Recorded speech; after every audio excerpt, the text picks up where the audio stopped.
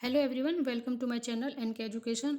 आज हम अपनी तैयारी में सी टेट का जो तैयारी हम कर रहे हैं उसमें एसएसटी का पोर्शन करेंगे, जिसमें जितने ज़्यादा से ज़्यादा क्वेश्चंस हो सकते हैं हम उतना ट्राई करेंगे कि ज़्यादा से ज़्यादा क्वेश्चंस अटेम्प्ट आज कर पाएँ, क्योंकि टेट में जो आपका होने वाला है ज़्यादा टाइम है नहीं।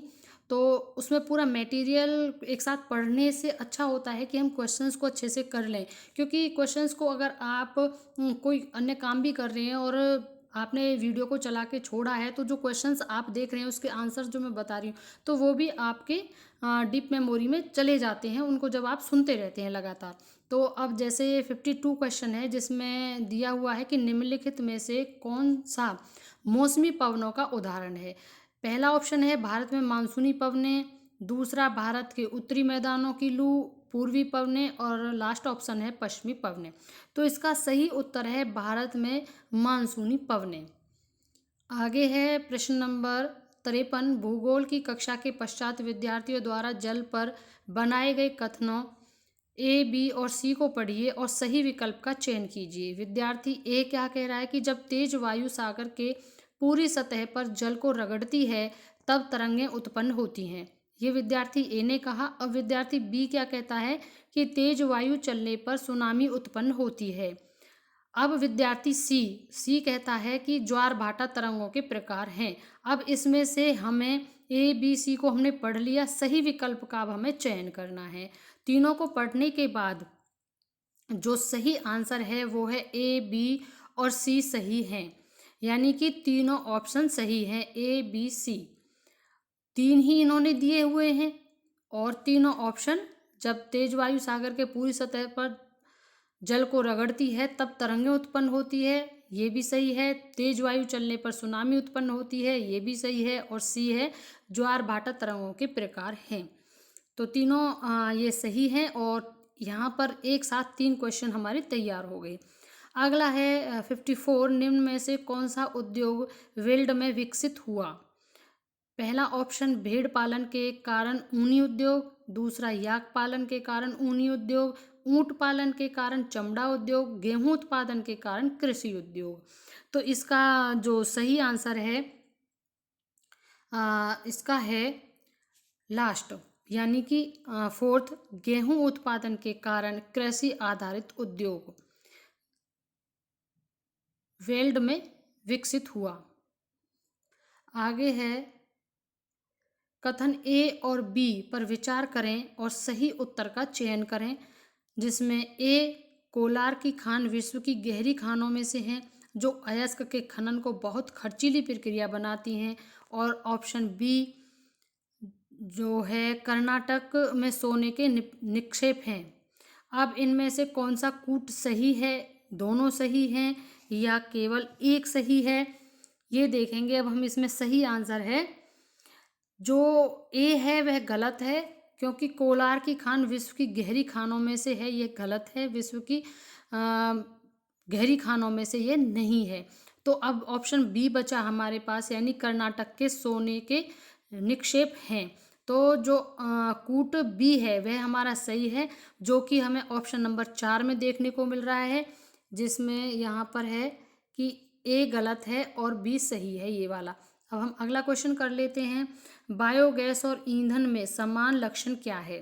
अब इनका समान लक्षण हमें देखना है। इसमें दोनों को बनने में लगभग समान समय लगता है। बी ऑप्शन कहता है दोनों गैर परंपरागत ऊर्जा के स्रोत हैं, और ऑप्शन 3 कहता है दोनों हरित गृह प्रभाव का कारण बन सकती हैं, और ऑप्शन 4 दोनों के बनने की प्रक्रिया में समान प्रकार सह उत्पाद बनते हैं। तो इसका हमारा सही उत्तर है ऑप्शन नंबर 3, यानी कि दोनों हरित गृह प्रभाव का कारण बन सकती हैं। बायोगैस और ईंधन क्या बन सकती हैं, हरित गृह प्रभाव का कारण। अब अगला क्वेश्चन देख लेते हैं 54। 57 निम्नलिखित में से कौन सी विशिष्टता गहन निर्वाह कृषि से संबंध है। जिसमें पहला ऑप्शन है, ऑप्शन दिए हुए हैं, फिर इसके बाद में इनका कूट है कि कौन सा सही है ये भी बताना है।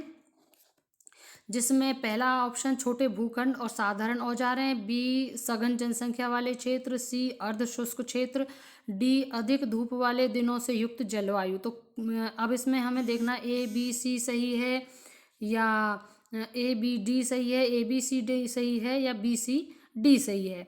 तो ऑप्शन 1 2 3 4 में से जो सबसे ज़्यादा सही उत्तर है वो है 2, यानी ए बी और डी। सी सही नहीं है इसमें।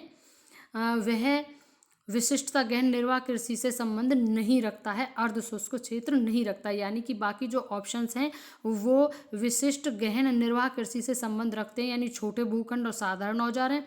दूसरा सघन जनसंख्या वाले क्षेत्र, और ये तीनों रखते हैं संबंध। ए बी रखता है लेकिन नहीं रखता है तो जो ये नहीं रखता है सी, यानी डी भी रखता है, तो सी नहीं रखता है, यानी कि हमारा उत्तर हुआ इसका जो 56 और 57 का सेकंड। किस में मिल रहा है हमें सेकंड? यहाँ पर है ए बी और डी। आगे चलते हैं। निम्नलिखित में से क्या विविधता नहीं बल्कि असमानता का एक उदाहरण है? विविधता नहीं है, असमानता है, उसका उदाहरण हमें देखना है। धर्म का अंतर, मातृभाषा का अंतर, आर्थिक स्तर का अंतर और खाद्य संबंधी आदतों का अंतर। बहुत अच्छा क्वेश्चन है, और जिसका है आर्थिक स्तर का अंतर, यानी कि विविधता नहीं है, ये है असमानता। विविधता धर्म की होती है, विविधता मातृभाषा की होती है विविधता, क्योंकि आपने डाइवर्सिटी पढ़ा होगा जिसमें भारत की विविधताओं के होते हुए भी एकता है। तो उन विविधताओं में जो एकता होती है धर्म से हो जाती है, मातृभाषा से हो जाती है, खाद्य संबंधी आदतों से भी हो जाती है। लेकिन जहाँ स्तर, आर्थिक स्तर की बात आती है, यानी धन संबंधी जो बात आती है, वो विविधता नहीं कहलाती, वो असमानता कहलाती है। तो इसका जो सही आंसर होगा वो होगा तीसरा, आर्थिक स्तर का अंतर। आगे देख लेते हैं अब हम अपना क्वेश्चन नंबर 59। पूर्वाग्रह का अर्थ होगा। पूर्वाग्रह बहुत यूज़ करते हैं, जिसको इंग्लिश में हम प्रिजुडिस कहते हैं। इसका सही आंसर क्या होगा? ए लोगों के बारे में नकारात्मक राय बनाना, ये नहीं होगा क्या? और दूसरा है लोगों की हीनता की दृष्टि से देखना उनको, और लोगों को एक ही छवि से देखना। इसमें जो सही है ए और सी सही है, क्योंकि लोगों के बारे में जो हम पूर्वाग्रह बना लेते हैं वो मोस्टली नकारात्मक ही होता है, तभी वह पूर्वाग्रह से जुड़ता है, और पहले ही कुछ ना कुछ उसके लिए हम नेगेटिव छवि बना लेते हैं। तो ए और सी इसकी पुष्टि कर रहा है, तो सही आंसर बैठता है हमारा 4, यानी ए और सी। दूसरा नहीं है, बाकी दोनों पूर्वाग्रह में आते हैं ए और सी। अब अगला क्वेश्चन देखते हैं। निम्नलिखित में कौन सा कानून भारतीय संसद द्वारा पारित नहीं किया गया? निम्नलिखित में से कौन सा कानून भारतीय संसद द्वारा पारित नहीं किया गया है? राजद्रोह का कानून, घरेलू हिंसा अधिनियम, और स्ट्रीट वेंडर्स पथ विक्रेता विनियम अधिनियम, और चौथा है हिंदू उत्तराधिकार अधिनियम। तो आप भी समझ गए होंगे, जो स्ट्रीट वेंडर्स है पथ विक्रेता विनियम अधिनियम, यह इसका सही आंसर है, ये वाला, क्योंकि यह कानून भारतीय संसद द्वारा पारित नहीं किया गया। बाकी राजद्रोह का भी किया गया था, घरेलू हिंसा का भी किया गया, और हिंदू उत्तराधिकार अधिनियम भी किया गया था। अब अपना नेक्स्ट क्वेश्चन देखते हैं। 61। निम्नलिखित कथनों को पढ़िए। अब हमें इसको ध्यान से पढ़ना है, जिसमें एक राज्य को जीएसटी एवं सेवा कर के वितरण से संबंधित विवाद दो राज्यों के बीच विवाद का मामला है। जीएसटी वाला विवरण जो है वो विवाद के दो राज्यों के बीच का है, और नदी के जल के बंटवारे से संबंधित विवाद दो राज्यों के बीच का मामला है। तो अब इसमें कूट केवल ए सही है, बी सही है, ए बी सही है, कौन सा सही है ये हमें देखना है। जिसमें केवल जो बी है वो सही है, जो जीएसटी को लेकर विवरण से संबंधित होता है वो दो राज्यों के बीच का विवाद नहीं हो सकता। नदी के जल के बंटवारे का होता है, जो कि आपने पंजाब से और पाकिस्तान वाला मैटर भी सुना होगा। कई बार आता है कि पानी बंद कर दिया गया है भारत पाकिस्तान का, पंजाब से जो आती है उसका भी सुना होगा। तो ये है इसका जो सही आंसर बैठता है वो है क्वेश्चन ऑप्शन नंबर 2, केवल बी सही है। अब अगला क्वेश्चन है हमारा, ये है 62 निम्नलिखित में से कौन सी शब्दावली भारत के शहरों के प्रवासी मजदूर को दर्शाती है? कौन सी शब्दावली? संगठित कार्यबल, लेबर चौक, भूमालिक और प्रशिक्षित तकनीशियन, इनमें से कौन सी? तो इसमें जो लेबर चौक है, ये आपने भी सुना होगा। मजदूर प्रवासी जो होते हैं उनको तो लेबर चौक के नाम से ही उनका संबोधन और उनको दर्शाया जाता है। प्रश्न नंबर नेक्स्ट 63 दादन व्यवस्था क्या है? दादन व्यवस्था क्या है? जिसमें दास एवं स्वामी के बीच की व्यवस्था है, या व्यापारी बुनकरों के बीच की व्यवस्था है, सरकार व बुनकरों के बीच की व्यवस्था है, किसान या साहूकारों के बीच की व्यवस्था है? तो इसका सही उत्तर है सेकंड, यानी व्यापारी और बुनकरों के बीच की व्यवस्था है दादन व्यवस्था। तो दादन व्यवस्था क्या हुई? जिसमें व्यापारी और बुनकर दोनों आते हैं, वो दादन व्यवस्था है। ध्यान रखना है, व्यापारी और बुनकर।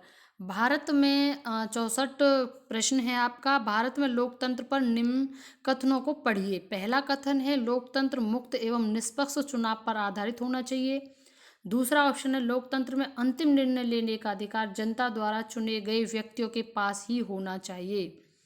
तो ए और बी दोनों में से कौन सा सही है?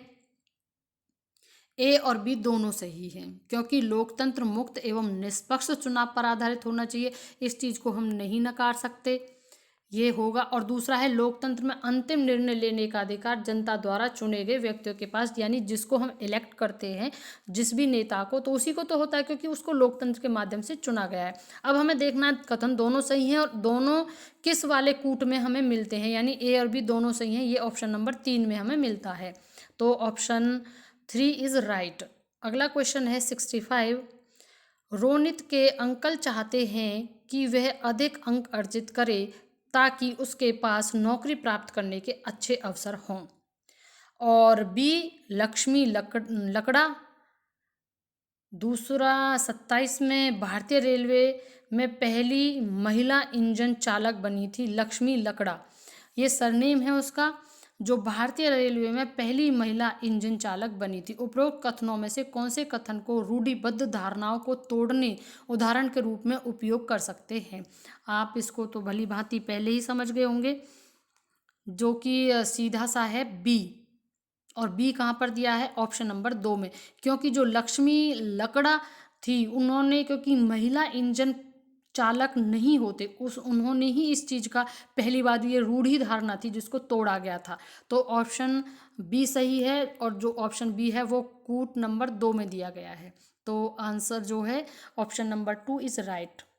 अगला है 66 भारत में स्वास्थ्य के अधिकार को किस मौलिक अधिकार के रूप में मान्यता प्राप्त है? यानी स्वास्थ्य का अधिकार जो है वो किस में है? क्योंकि स्वतंत्रता का अधिकार, दूसरा समानता का अधिकार, तीसरा जीवन का अधिकार, और चौथा हुआ निजता का अधिकार। तो सीधा सा है, इसमें अगर आपको नहीं भी आता है तो आप इसमें आइडिया लगा सकते किस तरीके से। देखिए, पहला जो ऑप्शन है वो स्वतंत्रता है, तो जो स्वास्थ्य है वो स्वतंत्रता से तो बिल्कुल इस तरीके से तो नहीं जुड़ा हुआ। स्वतंत्रता का एक अलग मौलिक अधिकार होता है, समानता का होता है, जहाँ पर हमें जो समानता होती है, जैसे कि आर्थिक समानता हमने अभी बताई थी। एक निजता होता है जो प्राइवेसी होती है, वो भी इसमें शामिल नहीं। तो जो जीवन बचा ये है सही, यानी जीवन में स्वास्थ्य शामिल हो जाएगा। तो राइट आंसर है थर्ड, जीवन इसका सही आंसर है। आज के लिए इतने ही क्वेश्चन, क्योंकि बहुत बड़ा हो जाता है ना, तो वीडियो में इतना इंटरेस्ट नहीं हो पाता, अच्छे से आप नहीं कर पाते। और शाम तक फिर एक और इसी के जो क्वेश्चंस बच गए हैं एसएसटी के, उनको फिर लेकर आएंगे। तो बने रहिएगा। Thank you and thanks for watching.